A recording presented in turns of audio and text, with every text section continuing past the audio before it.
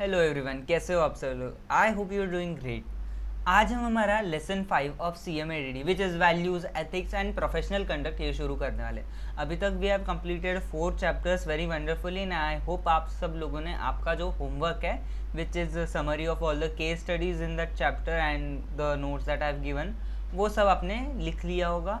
तो आज हम एथिक्स के बारे में पढ़ेंगे and as a professional, as a company secretary, आप जब कोई भी चीज़ सर्टिफाई करते हो या कोई भी चीज़ एज अ कंपनी सेक्रेटरी करते हो तो दैट शुड बी एथिकल। आप अनएथिकल चीज़ें नहीं करनी चाहिए and it should be professional. तो देखिए, सबसे पहले इन्होंने क्या बोला है। अब एक इंट्रोडक्शन में बेसिकली इन्होंने अपना भगवत गीता या अलग अलग जो अपने शास्त्र है, चाणक्य नीति एट्सेट्रा, उनके बारे में बताया है विच इज़ समथिंग कि इसमें एथिक्स के बारे में कुछ चीज़ें डीप रूटेड हमारे कल्चर में हैं, ये सब बताया। देन अगेन फिर उन्होंने हमारा जो प्रैक्टिकल एप्लीकेशन है वो बताया। तो एक बार जस्ट गो थ्रू कर लेते हैं। India has a very strong history and deep roots of culture, principles, and ethics which have come down to across generations through the immortal Srimad Bhagavad Gita, which helps us which is helpful in getting answers to various complex situations and ethical dilemmas. आप अगर किसी ने भगवद गीता पढ़ी है या फिर महाभारत देखा है जिसमें वो भगवद गीता वाला सीक्वेंस आता है जब श्री कृष्ण पार्थ को, अर्जुन को जब ये सब भगवत गीता का बताते हैं, सारा इन्फॉर्मेशन देता है, तो उसमें ये सब एथिकल डिलेमास के बारे में बताते हैं। The great epic Ramayana is also very important document which throws light on aspects like values and character.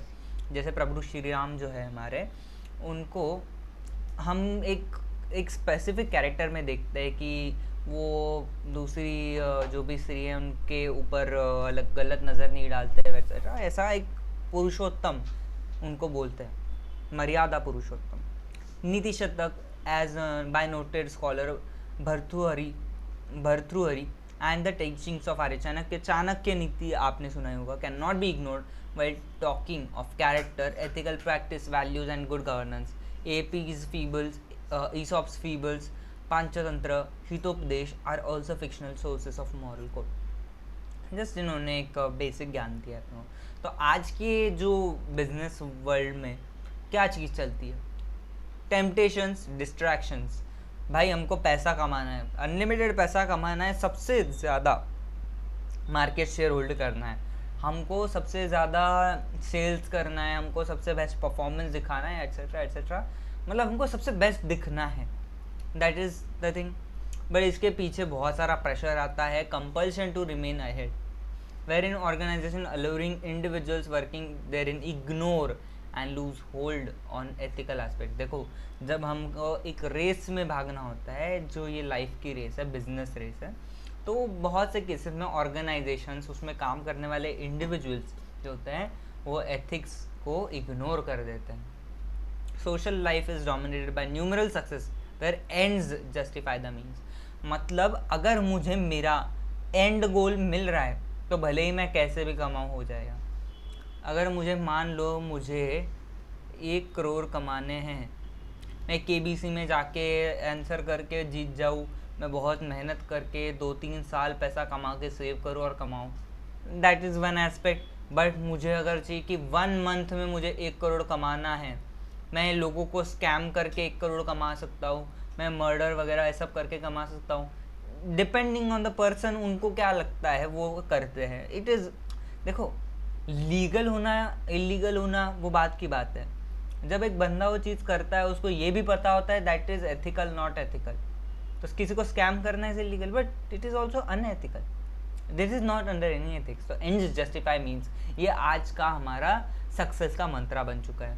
Of late, this attitude and temperament believing philosophy and justifying the means has led to substantial depletion of good character, ethical standards, practices, and good governance.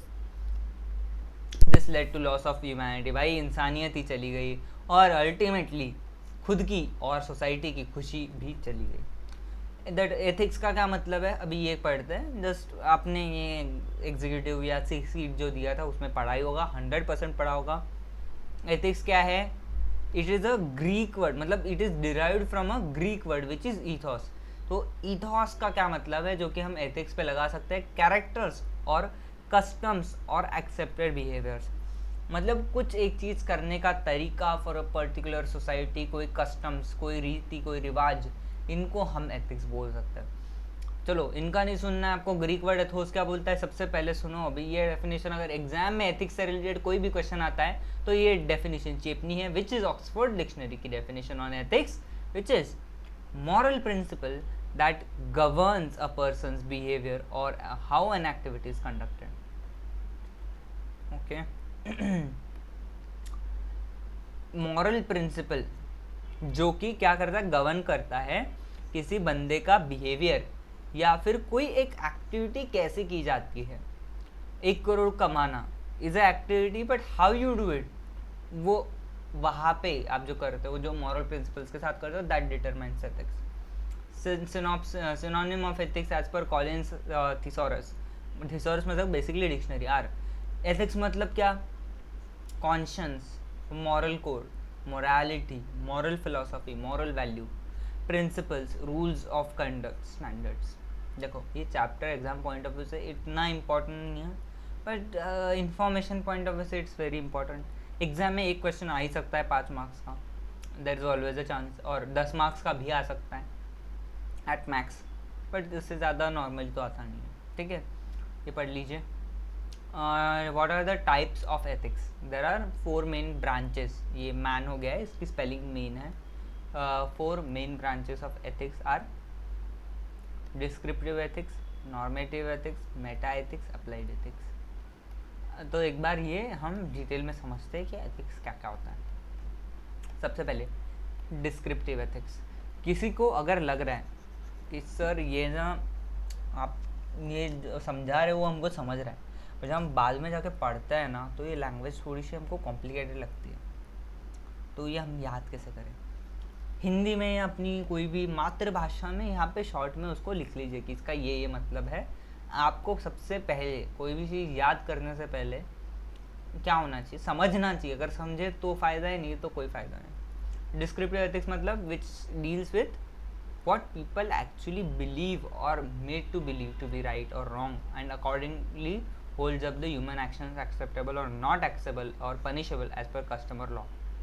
It is also called as comparative ethics. It is also called as comparative ethics because it compares ethics or past and present ethics of one society and another. Descriptive ethics मतलब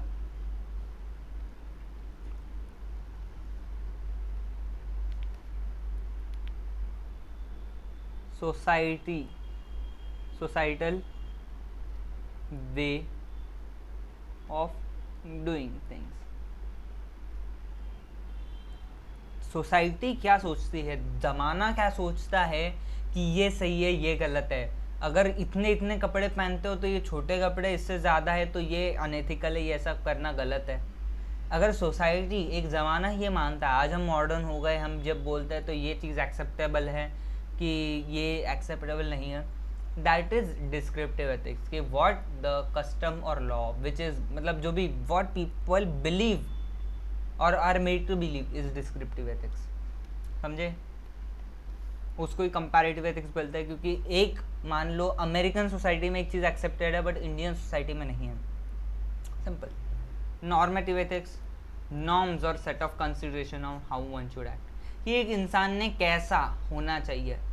तो for example एक स्वामी विवेकानंद जी जो है, स्वामी विवेकानंद, इनके कुछ rules है कि युवा कैसा होना चाहिए, युवा कैसा होना चाहिए, इनके कुछ रूल्स है। आई थिंक 21 या ऐसा कुछ रूल्स है।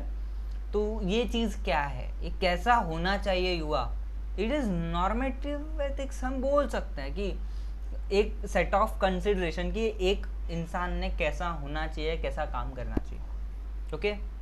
Ethical action, it is a study of ethical action sets out rightness और wrongness of action.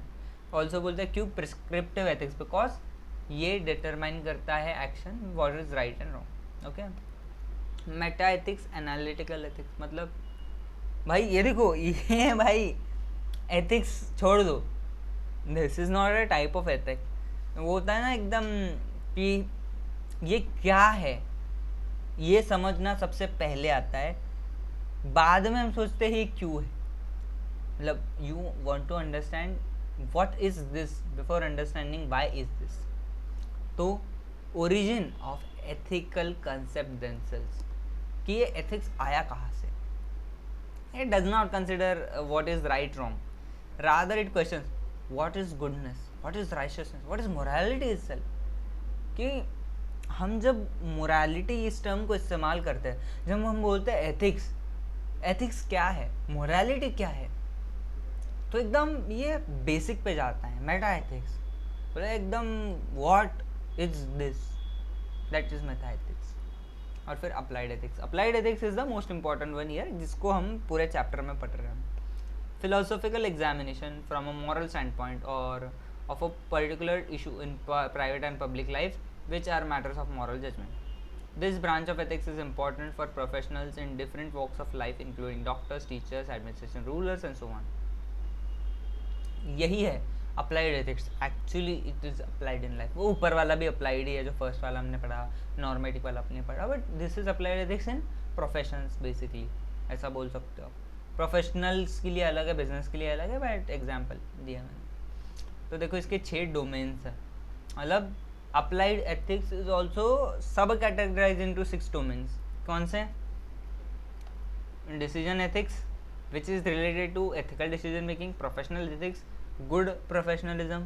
Clinical ethics good clinical practice. मतलब सर क्लिनिक वर्ड कुछ कैच कर रहे हो, डॉक्टर वाले एथिक्स. यस हाँ सर समझा, डॉक्टर वाला. Okay. Business ethics good business practice. Organisation ethics ethics within and among organisation, मतलब अपनी इंडस्ट्री वाली ऑर्गेनाइजेशन के साथ आप कैसे बिहेवियर करते हो एंड आपके एम्प्लॉयज़ के साथ आप कैसा बिहेवियर करते हो. Ethics. Social ethics by society सबसे इम्पॉर्टेंट. बिजनेस एथिक्स के बारे में कुछ भी बोलना चाहता है. What is business ethics? Application of a moral code of conduct to strategic and operational management of business is business ethics. थोड़ा मैंने कुछ नोट्स लिखे थे, पढ़ लेना. एथिक्स की मैंने ऑक्सफोर्ड डिक्शनरी वाली डेफिनेशन लिख दी है. फिर ये एक लिखा है इधर, एक जस्ट मैं पॉइंट ऐड कर देता हूँ for your information. It is comparative ethics.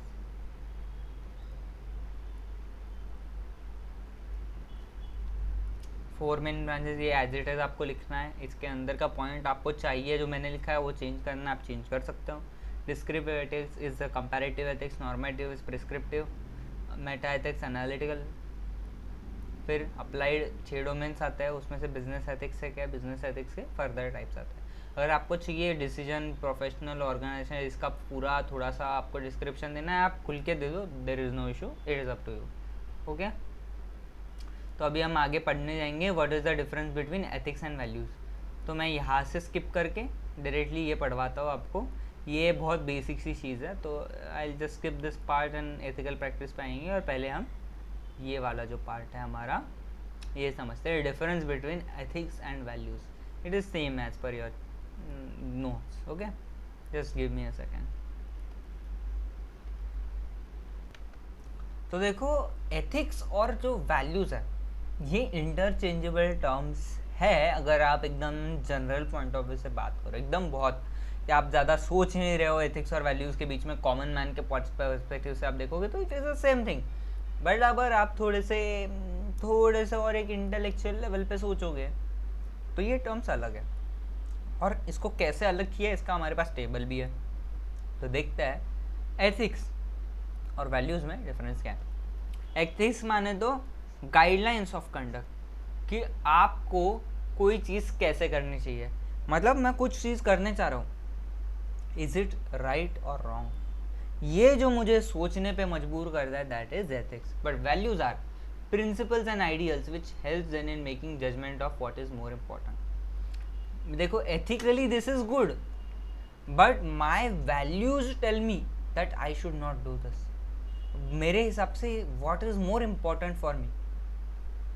तो देखो आपको मैं एग्जाम्पल दे सकता हूँ एथिक्स और वैल्यूज अलग कैसे होंगे बेसिक फर्स्ट स्टेटमेंट होंगे. तो अगर आप देखोगे एक एग्जाम्पल है, अगर अगर अगर अगर मान लो तो ये एक बंदा है मिस्टर के एक बंदा है. वो क्या करता है, मान लो एक सिचुएशन है इसके लिए कि उसके लिए एक डिलेमा आ रहा है कि वो रास्ते पे चल रहा है और एक जगह पे ना एक बंदा है, कोई तो रैंडम सा, वो एक लड़की को छेड़ रहा है। क्या कर रहा है, लड़की को छेड़ रहा है, कुछ तो वैसे छेड़ रहा है उसको, कुछ भी कमेंट मार रहा है। और दूसरी साइड पे वो देख रहा है एक अंधी औरत है, ये अंधी औरत है, उसको रोड क्रॉस करना है। अब मिस्टर के की वैल्यूज़ के हिसाब से वो जो लड़की है, मैं अभी सुनो, एग्जाम्पल है, ध्यान से सुनो, वो जो लड़की है जिसको बंदा छेड़ रहा है उसके ऊपर गलत कमेंट कर रहा है, मिस्टर के वैल्यूज़ के हिसाब से, मिस्टर के की जो थिंकिंग है उसके हिसाब से ये लड़की अपने आप को प्रोटेक्ट कर सकती है। बट जो बूढ़ी औरत है, जो अंधी है, वो शायद रास्ता से खुद से क्रॉस नहीं कर सकती। यह मैं सही गलत की बात नहीं कर रहा हूँ, मैं बोल रहा हूँ मिस्टर के वैल्यूज़ क्या बोलते हैं कि उसके हिसाब से ये लड़की सक्षम है अपना डिफेंस करने के लिए, पर वो बूढ़ी औरत नहीं है। उसके लिए मोर इम्पॉर्टेंट है कि ये बूढ़ी औरत को रास्ता क्रॉस करवाए। उसके लिए ये इतना इम्पोर्टेंट नहीं कि इस लड़की की वो जाके मदद करे, तो उसने चूज़ किया कि वो इस औरत को रास्ता क्रॉस करवाए, उस लड़की की मदद ना करे। अभी आप एथिकली देखोगे तो उसने दोनों जगह पे जाके काम करना चाहिए था कि वो लड़की की भी मदद करनी चाहिए थी, विच इज़ एक्चुअली कोई करता नहीं है आज के भी ज़माने में। 2-3 लोग आते हैं, आप में से भी बहुत से लोग होंगे चुप खड़े होंगे। अभी द क्वेश्चन इज वैल्यूज़। आपको अभी समझा कि इसने अपनी वैल्यूज़ के हिसाब से एक चीज़ को इम्पोर्टेंस दी, दूसरी चीज़ को नहीं दिया। भले ही दोनों चीज़ें कर सकता हूँ। अभी दूसरा, it is a system of moral principles, it is a stimuli of thinking. एक सिस्टम है जो आपको बांध के रखता है, मतलब आपको जन्म से पता नहीं होता है कि this is ethical and this is non ethical, but आप जब छोटे बच्चे होते तब से आपके बीच बचपन से एक वैल्यूज़ डेवलप होती है, आपको जो आसपास से सिखाते हैं कि ऐसे ये होता है, ऐसा करोगे तो तुम अच्छे बनोगे। सिस्टम इज़ अ, मतलब सोसाइटी का सिस्टम है, आपकी फैमिली आपको अलग से नहीं सिखाती है, जो सोसाइटी बताती है दैट इज़ एथिक्स। वैल्यूज़ आप अपनी डेवलप करते हो कि मुझे एक अपस्टैंडिंग सिटीज़न बनना है, सारी चीज़ों को कंप्लाई करना है, मैं लॉ को बिल्कुल नहीं तोड़ूंगा, ये आपकी वैल्यूज़ है। Ethics compels follow a particular course of action, बस जो दिया है वैसा फॉलो करो। Values influence your emotional state of mind. आपको वैल्यूज़ ये नहीं बोलता है कि तेरे को ये कोर्स ऑफ एक्शन लेना है। वैल्यूज़ आपके इमोशनल स्टेट ऑफ माइंड में हेल्प करता है कि how you should take the decision, not what decision should be taken, it is on how you should take the decision. Ethics consistent होता है, values person to person change होता है। देखो एक ये सोसाइटी है सिटी ए, इसमें मान लो 8 लोग रहते हैं, सब लोग same ethical principles ethics follow करते हैं सेम, पर हर एक की वैल्यूज़ जो है अलग अलग हो सकती है। आइदर एथिक्स हेल्प किया करते हैं ये सही है गलत मॉरली वो देखने में, values what we want to do and achieve in love, कैसे करना है वो एथिक्स बताते हैं, क्या करना है ये वैल्यूज़ बताती है। एथिक्स क्या करते हैं भाई, ये मेरे को थोड़ा हटाने दो भाई, ये किच ना हो जाए बाद में नोट बनाते। एथिक्स आपको कैसे करना, क्या करना है वो बताता है। एथिक्स डिटरमिन्स कि एक ऑप्शन लेना कितने एक्सटेंड तक गलत है सही है, और वैल्यूज़ आपको प्रायोरिटी बताता है। सेम चीज़ें चेप रहे मॉड्यूल वाले, but we have to do what we have to do. Example of ethics, professional ethics, business ethics, हमने जो ऊपर पढ़ा, इन्होंने एडिशनली डाल दिया environment ethics, religious ethics. Values के example respect, integrity, responsibility, honesty, empathy. मेरे थोड़े प्रोनाउंसिएशंस में थोड़ा लेक्चर में प्रॉब्लम आएगा, मेरे मुंह में छाला आया हुआ है, तो थोड़ा बोलने में मैं थोड़े इधर उधर शब्द कर दूँ तो समझ लेना please. Empathy, courage, fairness, diversity, okay. अभी एथिकल प्रैक्टिस, ये मैं ना टेबल्स आपके ऊपर छोड़ूंगा कि आप डिटेल में पढ़ो, मैं आपको इनके मतलब समझाऊंगा, बिकॉज ये जो ऊपर वाले पार्ट थे थोड़ा सा वैसे थे कि आपको समझने में थोड़ा कठिन जाएगा, आगे वाला भी कुछ पार्ट आएगा जो कठिन जाएगा बेसिक से समझने के लिए, बट ये तो बहुत बच्चों वाली चीज़ है। Ethical practices, there are some 5 types of ethical practices as per this module. First is beneficence. भाई बोला है अगर मुझे कोई चॉइस करना है तो मैं देखूंगा कि सबसे ज़्यादा अच्छा क्या होगा। I will decide basis, my choice will be on the basis of most good. अगर मेरी चॉइस से 1000 लोगों का भला हो रहा है तो वो मैं करूँगा ओवर अदर पॉसिबिलिटी। सबसे ज़्यादा भला, बेस्ट क्या होगा, दैट इज़ बेनिफिशंस, प्रिंसिपल ऑफ बेनिफिशंस। क्या प्रिंसिपल ऑफ बेनिफिशंस का क्या मतलब होता है कि अगर मेरी कोई चॉइस लूँगा तो मोस्ट गुड होना चाहिए। लीस्ट हार्म उसका अपोजिट। भाई देखो मेरे पास चॉइस ऐसी है कि एक सिचुएशन है मेरे पास कि मैं ऑप्शन ए लूँगा तो भी नुकसान है, ऑप्शन बी लूँगा तो भी नुकसान है, तो मैंने कौन सी सिचुएशन लेनी चाहिए? सर दोनों में नुकसान है तो क्या, लीस्ट हार्म, कि मुझे सबसे कम हार्म या मेरी डिसीजन से जो इफेक्ट होंगे उनको सबसे कम हार्म जो होगा, नुकसान होगा वो कम होगा, तो मैं वो वाली चॉइस ले लूँगा। आप अगर मान लो कोई साउथ इंडियन मूवी है,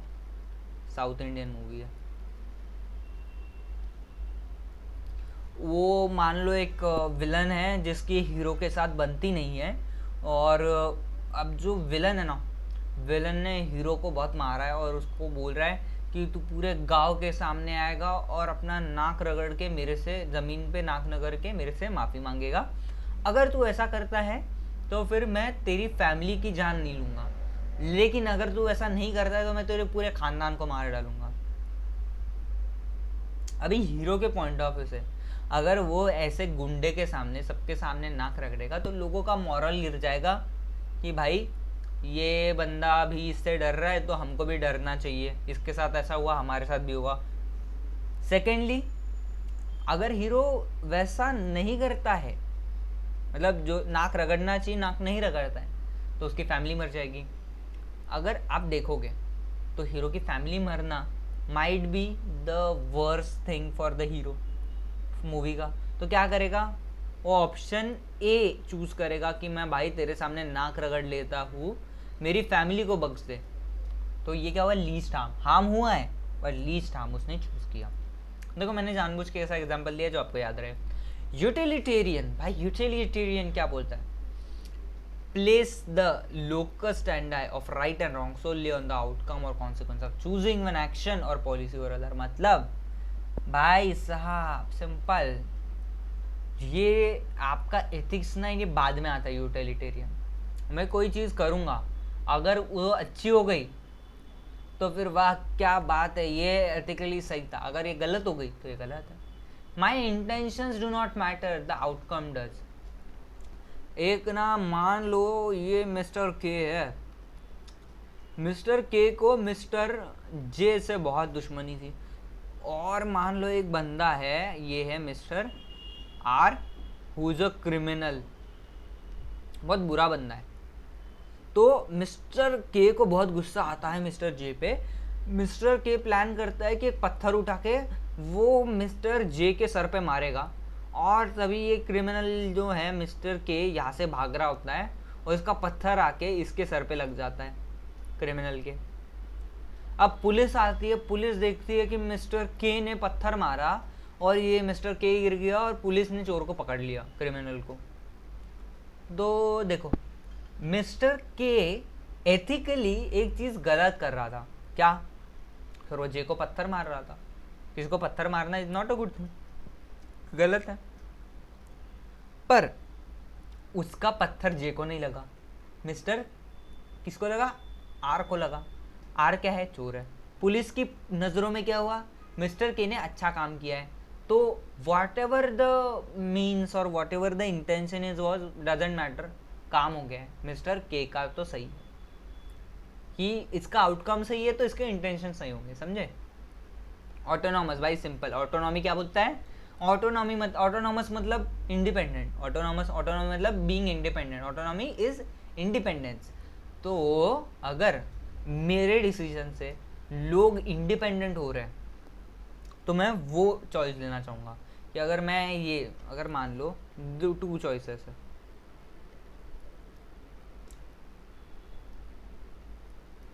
पॉवर्टी है, मुझे गरीबी हटानी है। If I want to remove poverty, मेरे पास 2 ऑप्शन है। पहला, give money, create jobs. Sir बहुत बड़ी बात छेड़ दी आपने। सही है सर, हमको समझा, आप बोलने से पहले ही समझ गया। अगर गरीबी हटानी है तो आप लोगों को पैसा देके गरीबी हटा नहीं सकते। गरीब इंसान सिर्फ पैसे से गरीब नहीं होता है, वो दिमाग से गरीब होता है। उसके हाथ में 1 करोड़ भी थम जाए ना, वो पैसा टिका नहीं सकता है। उसके पास वो माइंडसेट ही नहीं है कि वो पैसे को ग्रो कैसे करेगा, उसको रखेगा कहाँ पे, उसको सब सीखना पड़ेगा। तो उसका पैसा दोगे ना, उसका ख़त्म हो जाएगा। जो लोगों को लॉटरी लगती है ना, मेजॉरिटी केसेस में वो लोग वापस से गरीब हो जाते हैं। क्यों? इतना पैसा उनको संभालने का दिमाग ही नहीं होता है। अचानक से इतना पैसा आ जाता है, क्या करेगा इंसान। वर्सेस क्रिएटिंग जॉब, मैं तुमको जॉब देता हूँ, मैं तुमको कमाने का चांस देता हूँ, तुम कमाओ, तो उसको धीरे धीरे तुम ग्रो करो, तुम जॉब में अच्छा करो, तुमको और पैसा कमाओ। I am making you independent. अगर मैं पैसा ना भी दूँ तुमको, तुम कहीं और जाके कमा सकते हो। I am making you autonomous. Okay, justice भाई, सही गलत बस जस्टिस आप समझ पाओगे क्या है कि भाई लीगल पॉइंट ऑफ व्यू से सही होना चाहिए, okay, but is justice served? क्या उस बंदे के साथ में जो गलत हुआ है, क्या उसको सज़ा मिली? नहीं मिली। उस बंदे के साथ में जो गलत हुआ है, उसके जो अपराधी है, उसको सज़ा नहीं मिली, तो it is not right, it is not right. Justice should be served. वही ये कुछ इंडिपेंडेंट डायरेक्टर के प्रोफेशनल कोड ऑफ कंडक्ट के गाइडलाइंस है। एथिकल स्टैंडर्ड्स रखने उसने, इंटेग्रिटी, प्रोबेटी की, act objectively constructively while exercising duties, exercise responsibility in bona fide manner in the interest of company. Okay, फिर ये होता है principle of integrity in business are guided by set of core ethics that influence their decision and behavior, which include accountability, commitment to excellence। ये सब इसने values ही बताया basically. Professional ethics, फिर हमारा एक केस लॉ है, just give me a second. तो professional ethics क्या होते हैं, हमने ऊपर ऑलरेडी पढ़ लिया था कि आपका जो प्रोफेशन है, जब आप उसको प्रैक्टिस करते हो तो देयर आर सर्टन वैल्यूज। अगर आप सिर्फ सीएस की बात करोगे तो आईसीएसआई ने भी कुछ कोड ऑफ कंडक्ट दे के रखा है, उसको फॉलो करते हो तो you are doing some professional ethics correctly. ऐसा तो ये सब पढ़ लेना। एक केस लॉ है जिसके बारे में हम बात करते हैं। तो देखो, सबसे पहले केस लॉ क्या बात करता है, महेश चंद्र अग्रवाल। इस केस में क्या हुआ था, बस एक बंदा है जिसने रजिस्टर्ड वैल्यूअर बोल के रजिस्ट्रेशन ले लिया विद आरवीओ, रजिस्टर्ड वैल्यूअर ऑर्गेनाइजेशन। पर जब उसने एप्लीकेशन भरा तो एप्लीकेशन में कोई चीज़ें, उसने जो मटेरियल इन्फॉर्मेशन है वो बताई ही नहीं, कंसील करी। तो उसकी वजह से क्या हुआ, बाद में ये पता चला, उसके अगेंस्ट में एफआईआर वगैरह हुई, तो उससे पता चला क्या हुआ था, पता चला इसकी एफआईआर वगैरह पेंडिंग है। तो it was his duty as a prospective valuer कि वो बनने वाला है। तो इसमें क्या हुआ, इसकी ड्यूटी थी कि ये जो चीज़ें हैं ना, इसकी एफआईआर पेंडिंग है, ये सब है, वो बताए। बट उसने अपनी इंटीग्रिटी को दिखा दिया कि मेरे में तो कुछ है नहीं, और वायलेशन की वजह से इसका कैंसिल कर दिया रजिस्ट्रेशन। बात सिंपल, नथिंग मेजर। एक ऊपर कुछ दिया है इन्होंने, principles of code of conduct of professional. क्या क्या है, integrity, professional dependence, professional competence, objectivity, ethical behaviour, technical standards का compliance, confidentiality of information in professional. बस बहुत सिंपल, बहुत जनरल सी चीज़ है।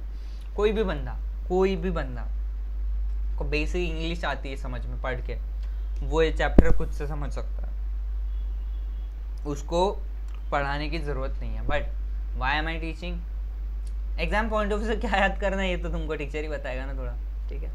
तो companies in India have been fulfilling their CSR either by voluntarily और इन कंप्लायंस विद मैंडेट्स और statutes, खुद से या फिर as per law, respecting social ethics, thereby setting healthy and sensible corporate ethics on following parameters. CSR related कौन से parameters देख रहे हैं हम?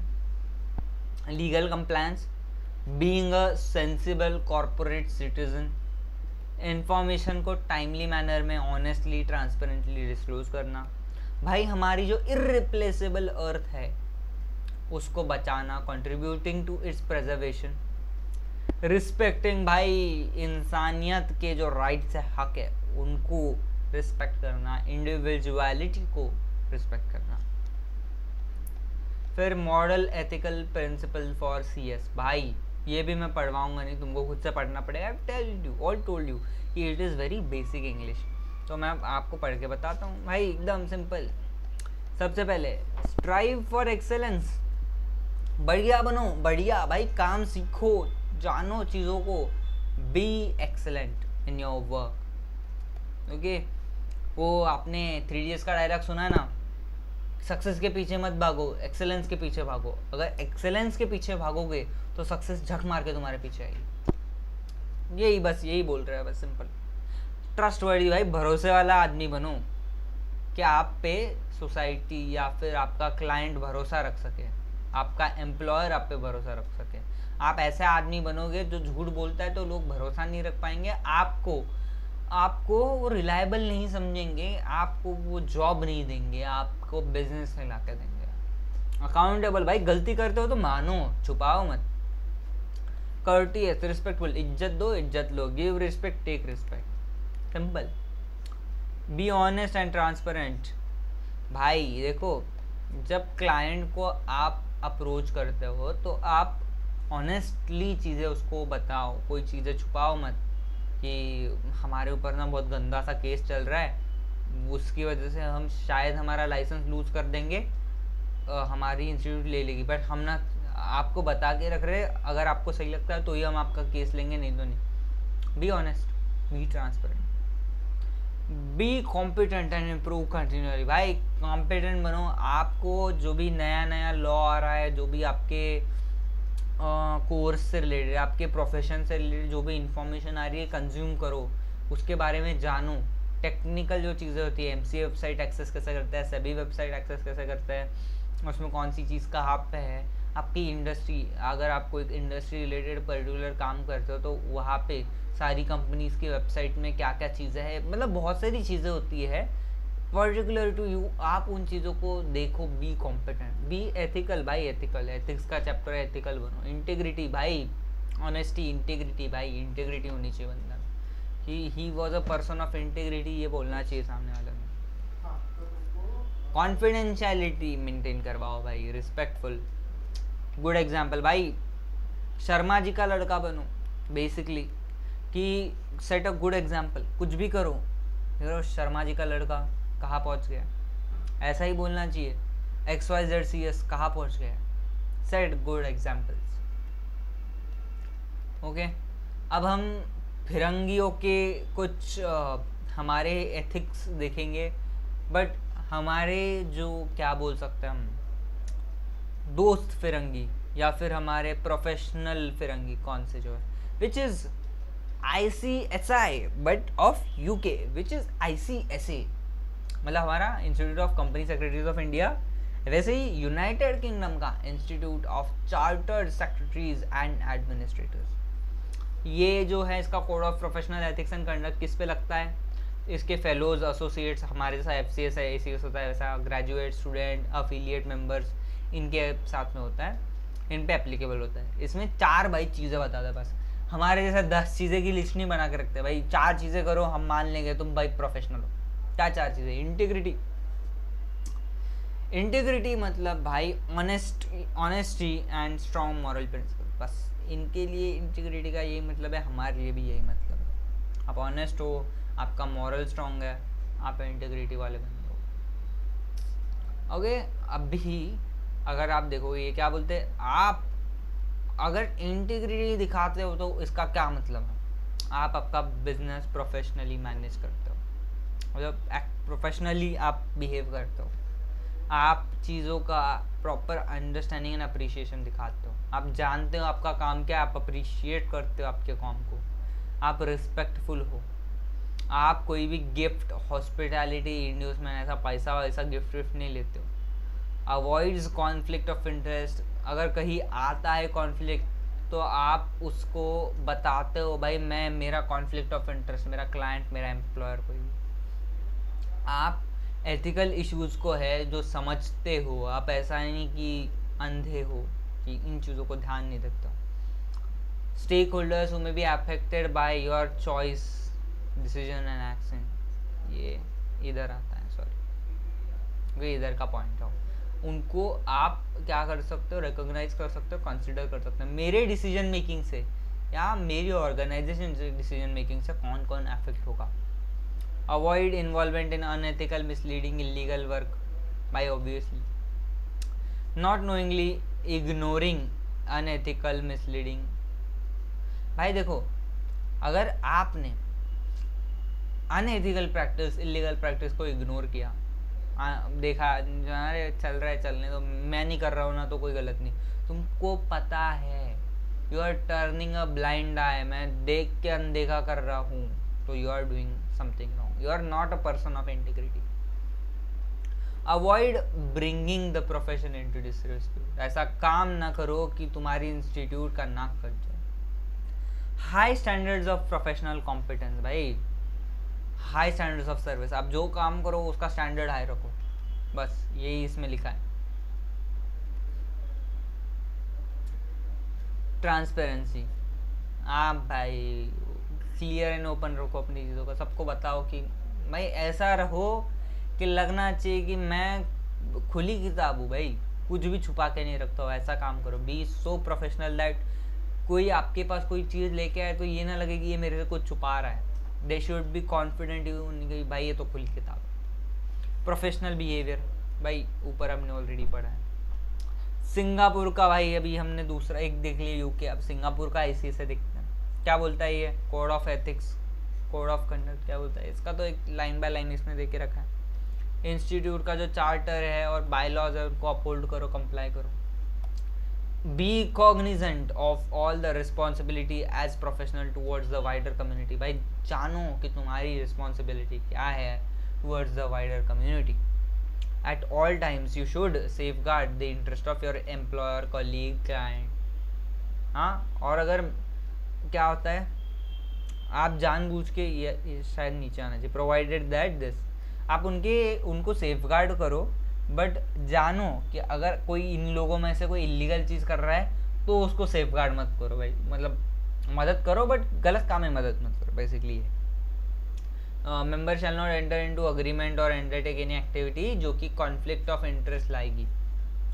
Shall not use confidential information obtain while doing your duty for personal gain. आपको information मिली भाई company का तो स्टॉक ऊपर जाएगा, प्रॉफिट ही प्रॉफिट है, चलो खरीद लेता हूँ, नहीं, confidential information don't gain, personal वाला नहीं भाई, बिल्कुल नहीं। Ensure the currency of their knowledge, skill and technical competency, भाई याद रखो करेंसी का मतलब करंटनेस, मतलब अभी आपका है नॉलेज, अपडेटेड होना, पे current, okay. Member shell refrain from conduct of action जो डिट्रैक्टर, भाई इंस्टीट्यूट की इज्जत जाती है तो तुम तो भाई एक नंबर के कोड ऑफ कंडक्ट तोड़ने वाले बंदे हो, बस।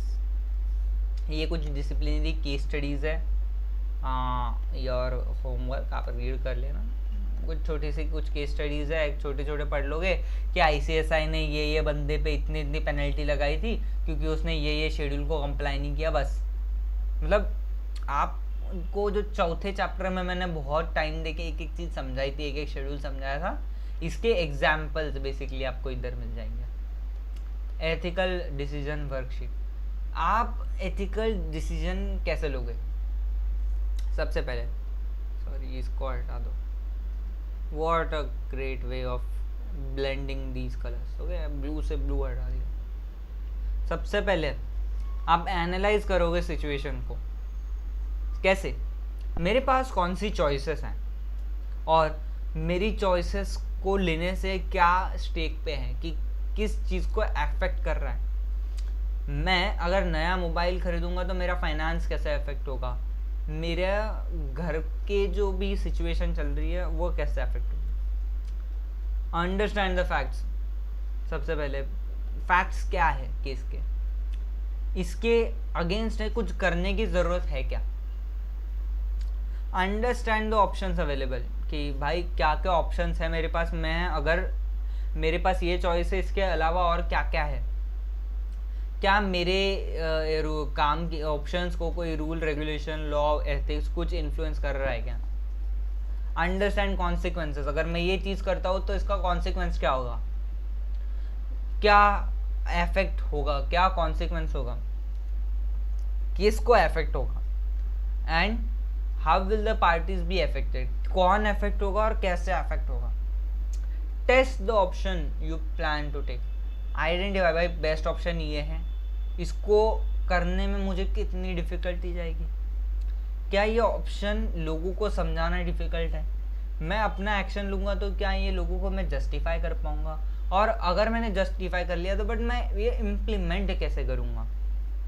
Explain the option that you have decided upon, आप लोगों को बताओ कि ये मैं एक्शन ले रहा हूँ, और कहीं पर रिकॉर्ड रखो कि मैंने ये एक्शन लिया है। एक्शन ले लो प्लान बना के, और आपका एक्शन लेने के बाद भाई मेरे को जो चाहिए था वो डिसीजन ऐसा मैंने ले लिया है कि नहीं, अब मेरे डिसीजन से किसको इम्पैक्ट पड़ा है और कैसे इम्पैक्ट पड़ा है ये मैं देखूँगा। बस ये चेकलिस्ट है।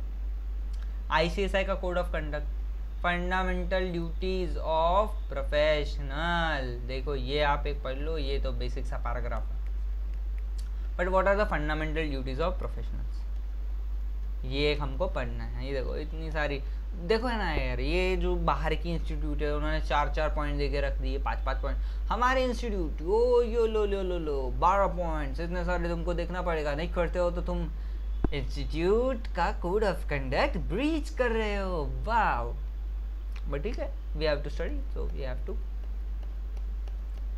पहला पॉइंट सबसे पहले देखते हैं, एक जस्ट सेकंड। तो देखो फेयर डीलिंग क्या होता है। Each member of institute ICSI should endeavor to deal fairly with the clients, other members and students। भाई सबके साथ में इक्वली बिहेव करो, ऐसा नहीं कि भाई वो बंदा मेरे से सीनियर है तो ही मैं रिस्पेक्ट दूंगा, ये तो मेरे से जूनियर है तो मैं इससे कैसे भी बात कर सकता हूँ।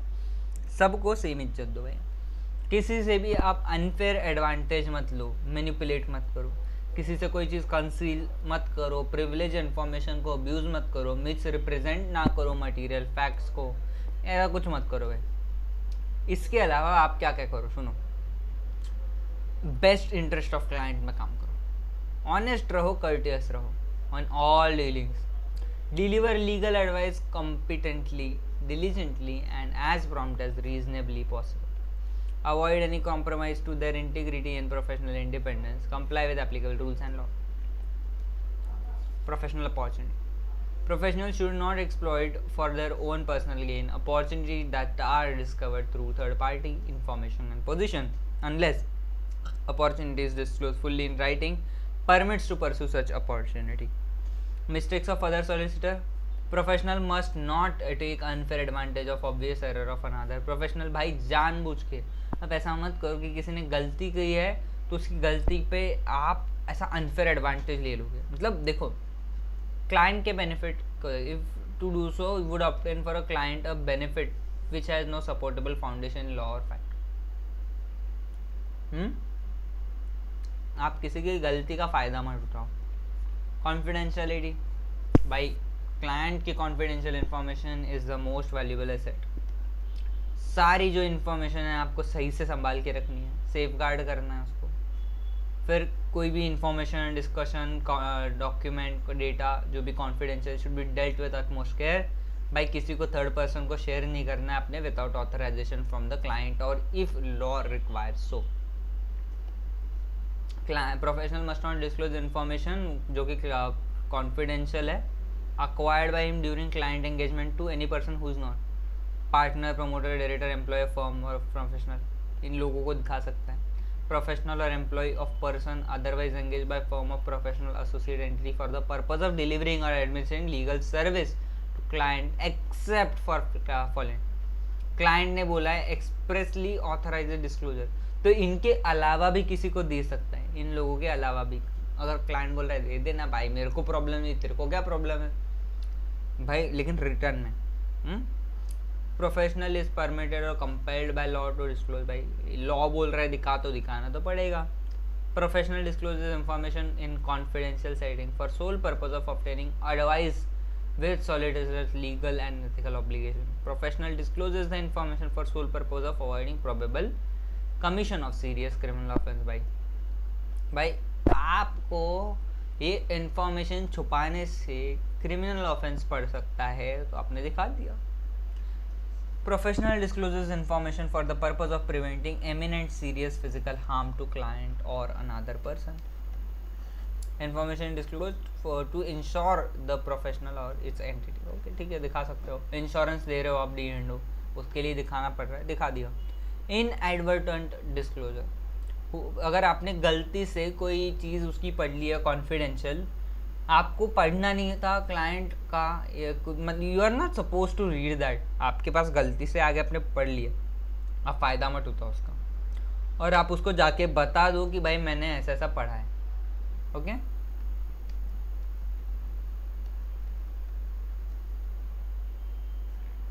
Okay each professional should avoid any conflict of interest with client. भाई सबसे ज़्यादा इम्पॉर्टेंट चीज़ भाई, आप कितना भी परेशान हो जाओ पढ़ना पड़ेगा, conflict of interest must be avoided. Conflict of interest exist where the interest और बेनिफिट ऑफ वन पर्सन और एंटिटी कॉन्फ्लिक्ट विद इंटरेस्ट और बेनिफिट ऑफ क्लाइंट। कब होगा भाई, जब आपका इंटरेस्ट किसी के इंटरेस्ट के साथ कॉन्फ्लिक्ट हो जाता है, मतलब आपका एज एन आपके क्लाइंट का, या फिर आपका आपके क्लाइंट के साथ में, आपका और आपके क्लाइंट का किसी के साथ में हो सकता है। Professional must avoid situations involving actual और potential conflict of interest.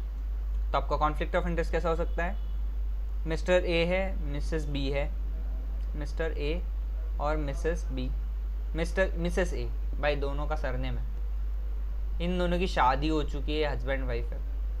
Mister A को मिस सी पसंद आती है, बट सिंस मिस्टर और मिस बी की शादी हो चुकी है, तो इनका ये कॉन्फ्लिक्ट ऑफ इंटरेस्ट होगा इनके लव अफेयर में, that is conflict of interest. Okay oh sir ऐसा एग्जांपल देने की जरूरत नहीं थी, बट ठीक है समझ में आ गया। No transaction which involves actual और potential conflict of interest should be undertaken by professional. अगर कॉन्फ्लिक्ट ऑफ इंटरेस्ट नहीं है तुम्हारा तो ही करो। अगर तुम्हारी ऑलरेडी शादी नहीं हो चुकी है या फिर बीवी मर चुकी है, मतलब मर चुकी है, जिन भगवान के घर चली गई, she passed away for whatever reason, then you can pursue miss C, but as long as miss A is alive और she is lawfully your wife, you can not pursue miss C.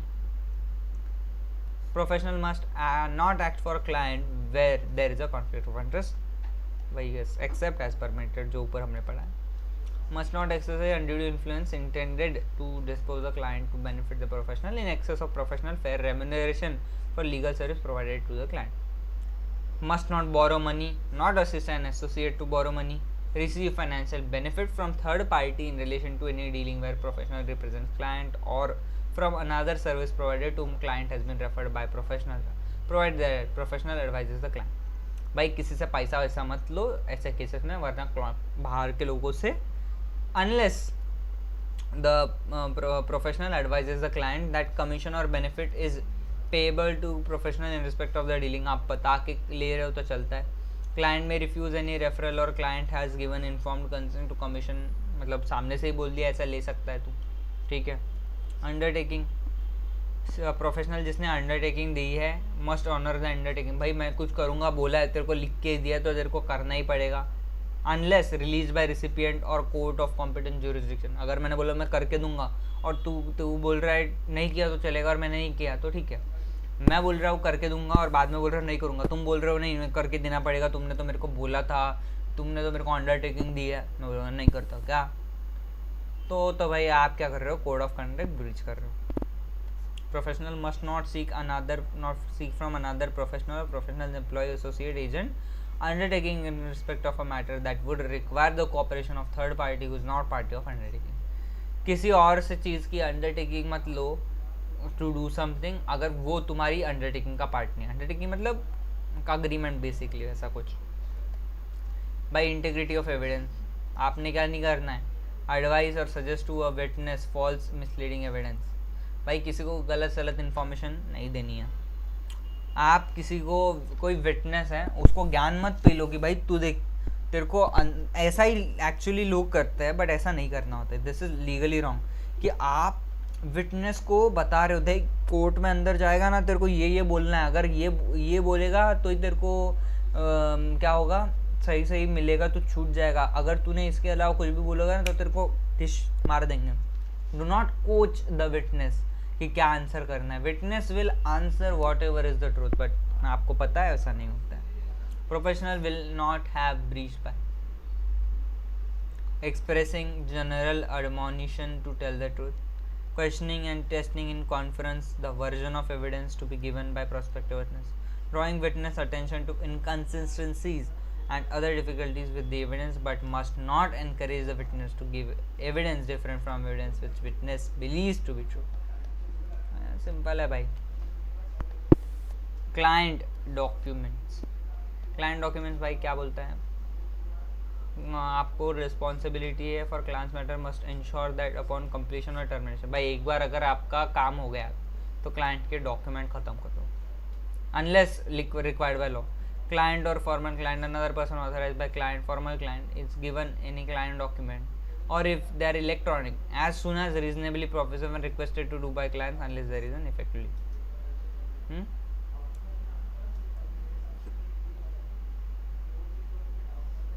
A professional may destroy client documentation after a period of 7 years has elapsed since the completion or termination of engagement, except their client instruction or legislation contrary.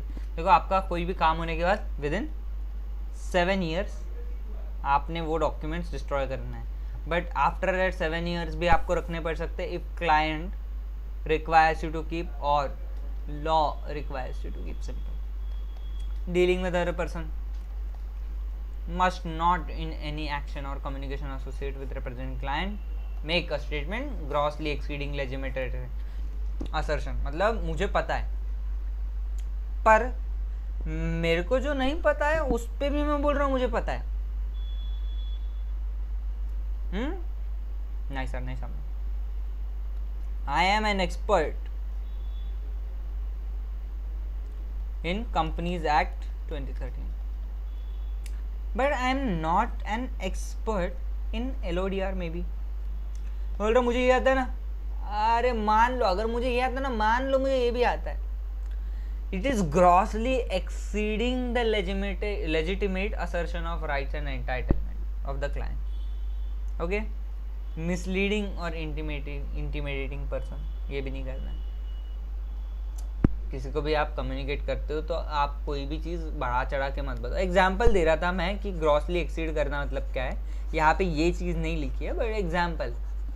Okay कि आप कोई भी ऐसा statement मत करो कि आपके client के राइट और एंटाइटलमेंट को आप एक्सीड करके बता दो, जिसकी वजह से सामने वाला आप गलत समझ पाए उसको। आप किसी को धमकाओ मत। The institution of criminal disclaimer proceeding as the person if civil liability to the client is not satisfied. Okay, आप सिविल लाइबिलिटी अगर सेटिस्फाई नहीं हो रही है तो किसी को धमकी मत दो कि तेरे अगेंस्ट में तो क्रिमिनल चीज़ें होंगी। आप टैक्टिक्स ऐसे यूज मत करो कि go beyond legitimate advocacy and which are primarily design to embarrass और फ्रस्ट्रेट अनदर पर्सन। गलत सलत मत करो किसी के साथ में। इन द कंडक्ट और promotion of professional practice the solicitor must not seek instruction for the provision of legal service in a manner likely to oppress or harass a person who by reason of some recent trauma, injury or other circumstances might be reasonably expected to be significant disadvantage in dealing with the solicitor at the time when the instruction is sought। आप कोई भी अपना काम कर रहे हो professional practice तो आपने ऐसा कोई इंस्ट्रक्शन और ले नहीं लेना है जिसकी वजह से आप किसी बंदे को हैरास कर पाओ, जिसको ट्रॉमा हुआ था, कोई इंजरी हुई थी। आप ये सब चीज़ें मत करो, like going behind the ways of law या good practice। anti discrimination harassment by discrimination, sexual harassment, workplace bullying which is also called bully by proxy, ये सब नहीं करना। जब आप मीडिया के साथ में डील करते हो तो आपने क्या नहीं कहना, पब्लिश या take forward publication of material proceedings with the court of fair trial administration of justice, इनके सामने लेके नहीं आना है अगर ऑनगोइंग कोई प्रोसीडिंग है तो। adhere to practice promotion advertising solicitation rules courts legislation in use and avoid conflict of interest, maintain public confidence and faith in profession। आज के लिए बस इतना ही, एथिकल डिलेमा अगले लेक्चर में। तब तक के लिए आप एक बार ये नोट्स जॉट डाउन कर लीजिए। एथिकल प्रैक्टिस में बेनिफिशंस ऊपर तक का आई होप आपने लिख ही लिया था, तो मैं आपको आगे का बता रहा हूँ, बट ठीक है किसी ने नहीं लिखा होगा तो इसका एक स्क्रीनशॉट ले लीजिए या फिर अभी लिख लीजिए, whatever you find convenient इसका। फिर ethical practices beneficence generate largest ratio of good over evil possibility, least harm if no choice is beneficial choose the one with least harm, utilitarian right or wrong is determined by the consequence of choice, autonomy decision which will make people autonomous, that is independent, justice fair decision making to all those involved, professional ethics principle governing conduct of professional, ये सब आप principles आप वहाँ से module से लिख सकते हो, integrity professional independence professional competence etcetera, parameters in doing CSR to set up healthy and sensible corporate citizen, क्या बोलता है, compliance with law aim to be a sensible corporate citizen, disclose information timely, honest and transparent, protect earth and contribute to its preservation, respect fundamental human rights and individuality, moral ethical principles of for company secretary, golden rules of professionalism क्या है भाई, सबसे पहले ये आपको याद रखना है, ये जो हमने पढ़ा था ना, strive to be excellent, trustworthy बनो, अकाउंटेबल बनो, रिस्पेक्टफुल बनो, ऑनेस्ट एंड ट्रांसपेरेंट रहो, कॉम्पिटेंट बनो, एथिकल रहो, हाई इंटीग्रिटी रखो, maintain confidentiality, good example set करो, शर्मा जी का बेटा बनो। फिर ये जो चार्टर्ड सेक्रेटरी इंस्टीट्यूट्स है ऑफ यूके एंड सिंगापुर, इनका कुछ पढ़ा था, यूके का 4 प्रिंसिपल्स है भाई, fellow associate graduate student and affiliates पे, जो कि 4 प्रिंसिपल्स ये थे, और सिंगापुर वाला एक था code of conduct for members, ये क्या बोलता है, सबसे पहले uphold charter of institute, comply by law, cognizant बनो ऑफ प्रोफेशनल रिस्पॉन्सिबिलिटी, सेफगार्ड करो एम्प्लॉयर क्लाइंट एंड कलीग्स का interest unless it is illegal and unethical, avoid conflict of interest, not to use confidential information wrongfully, refrain from conduct जो कि institute की इज्जत खराब करेगा, और इंश्योर कि यू आर कॉम्पिटेंट। फिर ये जो यूके वाला है 4 प्रिंसिपल्स क्या है, integrity, high standards of service and professional competence, transparency in professional behaviour. सबसे पहले इंटीग्रिटी माने तो ऑनेस्टी, प्रोफेशनली एक्ट करो, रिस्पेक्टेबल बनो, अवॉइड इंड्यूसमेंट कोई हम क्या बोलते हैं गिफ्ट विफ्ट वो भी मत रखो, conflict of interest avoid, no unethical and illegal activities, don't ignore unethical conduct, uphold professional reputation. मैं 1 to 1 पढ़ रहा हूँ ताकि मेरे हैंड राइटिंग आपको समझ में आए, इन केस कहीं पे ना समझ में आए। सेकेंड वाला professional competence, be updated with professional and technical knowledge, communicate effectively, work with own professional competency, मतलब work within own professional competency. इसका क्या मतलब है कि मुझे जितना आता है मैं उतना ही करूँगा, उसको एक्सीड करके नहीं करना है मेरे को, मुझे पता है मुझे इतना ही आता है मैं, बट इससे ऊपर का काम लूँगा तो मैं कचरा कर दूंगा, मुझे कचरा नहीं करना। Follow royal charter and bylaws, confidentiality, transparency, honest reporter रहो, हिडन एजेंडा डिसेप्टिव एक्शंस मत करो, और आप ऐसा काम करोगे आप तो पब्लिकली विजिबल हो भाई, अब मैं तो खुली किताब। Professional behaviour, comply with law, follow ICSA के bylaws and etcetera, avoid misconduct which is insolvency, bankruptcy, criminal offense, breach of ethical code etc. ethical decision worksheet, ये आप मॉड्यूल से छाप सकते हो। ICSI का कोड ऑफ कंडक्ट, ये नीचे का तो मैंने लिख के रखा है, बट ये तो अगले चैप्टर के लिए रहेगा। इसमें जो मैंने हाईलाइट, देखो आपको इसमें जो हाईलाइटेड पार्ट है ना उसको डिटेल में लिखना है, एटलीस्ट इतना तो आपको समरी में लिखना है, बाकी आप ना लिखो, उसको शॉर्ट में लिखो तो चलेगा, बट कोड ऑफ कंडक्ट जो है उसकी येलो पार्ट है उसको आपको समरी लिखनी है। अगर बाकी का हेडिंग रख दोगे तो चलेगा, एग्जाम में आपके जो भी याद आता है उसके हिसाब से लिख सकते हो, बट येलो वाला might be a separate question, that's why I am asking you to write it down. Thank you for watching this lecture. मिलते हैं अगले लेक्चर के, तब तक के लिए बाय बाय, टेक केयर, खुश रहो और मजे में रहो मेरे दोस्त।